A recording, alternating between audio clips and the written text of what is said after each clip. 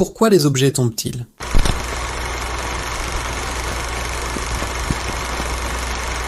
Nous sommes en 1666. Isaac Newton a 23 ans. La peste bubonique ravage l'Angleterre. L'université de Cambridge ferme ses portes. Newton retourne dans sa propriété familiale de Woolsthorpe. C'est là, dans l'isolement forcé, un peu comme notre confinement moderne, qu'il va avoir l'intuition la plus révolutionnaire de l'histoire des sciences. Selon la légende qu'il a lui-même racontée, Newton voit une pomme tomber. Mais au lieu de simplement la ramasser, il se pose une question. Pourquoi tombe-t-elle vers le sol, et non pas de côté, ou vers le haut? Et c'est là que son génie explose. Il lève les yeux vers la lune et comprend quelque chose de fou. La force qui attire la pomme vers la Terre. C'est la même force qui maintient la lune en orbite. Vous devez comprendre à quel point cette idée était radicale.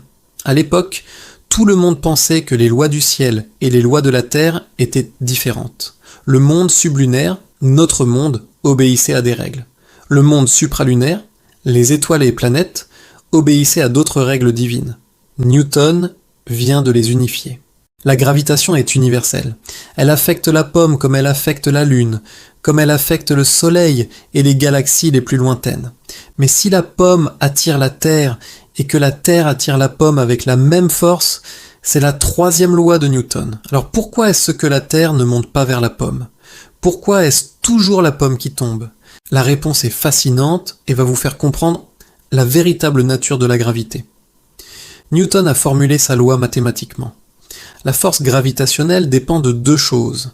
Premièrement, elle est proportionnelle au produit des masses. Plus un objet est massif, plus il attire. Deuxièmement, elle diminue avec le carré de la distance. Si vous doublez la distance, la force est divisée par 4. Voici l'équation qui régit tout, de la chute d'un stylo à l'orbite des galaxies.